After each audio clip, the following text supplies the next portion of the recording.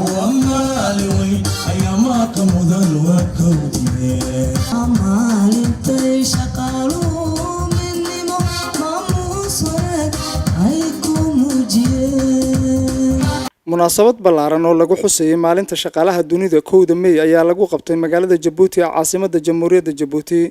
munaasabadaas oo ay soo qaban qaabiyeen xiriirka shaqaalaha waddanka Djibouti ayaa waxaa ka qayb galay xogayaha guud ee xiriirkaasi shaqaalaha waddanka Djibouti Saciid Yunis Waaberi, mas'uuliyiinta kale ee xiriirka shaqaalaha waddanka Djibouti iyo qaar badan oo ka mid ah shaqaalaha waddanka Djibouti.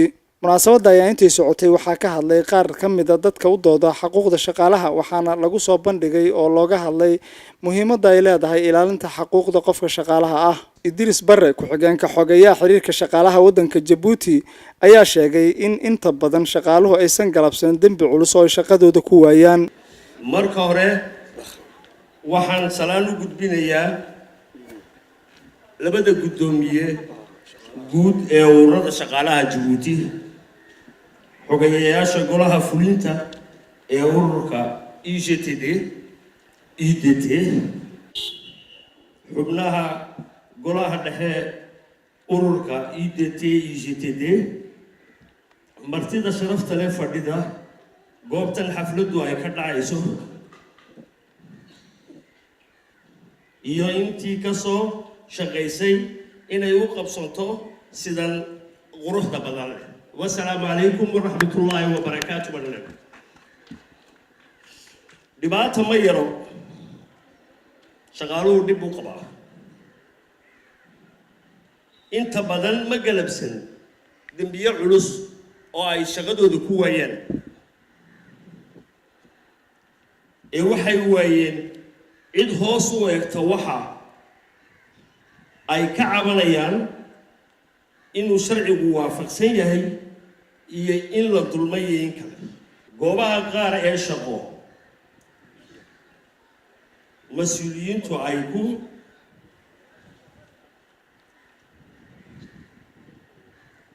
admuddo inay ka sarreeyaan iska daa code de travail iyo constitution-gii indhahaba ay iska qabtaan, kuwaasoo yidhaahda saandikooyinka jiray iska baabi'iya, kuwa kalena ma samayn kartaanba. xasan suudi xirsi oo horey u soo noqday madaxa xiriirka shaqaalaha Soomaaliya oo munaasabadaasi ka qayb galay ayaa isna ka hadlay. waxaan hambalyo u soo jeedinayaa xiriirka guud ee shaqaalaha ee Djibouti, ururada Djibouti, shacbiga Djibouti iyo shaqaalaha Djibouti ayaan u soo jeedinayaa hambalyo kaliya laba oo aan uga wakiilahay mar haddaan odagoodii ahay oo aan ka mid ahay asaasayaashii ururka shaqaalaha ee Soomaaliya, oo aan ka mid ahay guddoomiyaashii ugu horreeyey ee xiriirka guud ee shaqaalaha ee Soomaaliya. mar haddaan halkan taaganahay waxaan magacooda iyo jiritaankooda aan ugu hambaleynaynaa xiriirka guud ee shaqaalaha Djibouti, shacbiga Djibouti, madaxweynahooda Ismaaciil Cumar Geelle, xukuumadooda, shacbigooda, axsaabtooda, ururadooda, bulshadooda, dadkooda. Saciid Yunis Waaberi, xogayaha guud ee xiriirka shaqaalaha waddanka Djibouti ayaa sheegay inay ka warhayaan in qaar badan oo ka mid ah dadka loo shaqeeyaa ay dhibaato ku hayaan shaqaalaha. horta waxa weeyii shaqaaluhu dhib u qabaa, dhibtu qabana waxa weeyii haddii la sheego waayo waxa weeyii dhibaatadeeda leedahay. waxa weeyii imika waqtigaan joogno wax kasta way cadaadeen, wax shaqo ah waan haynaa. waxa weeyii rag mas'uul ah oo director ah oo maaragtay shirkadaha private ah ama sidan ADT ama Djibouti Telecom ama maaragtay meelaha haysto director maalinta la noomeeyo wuxuu ismoodaa inuu hadda leeyahay meesha. shaqaalaha waxa weeyii haddood uu gumaadaa. waxa weeyii director badan baan aragnay oo shaqaalaha dib ku haya, waa la wada sheegay, anigu ma celcelinayo.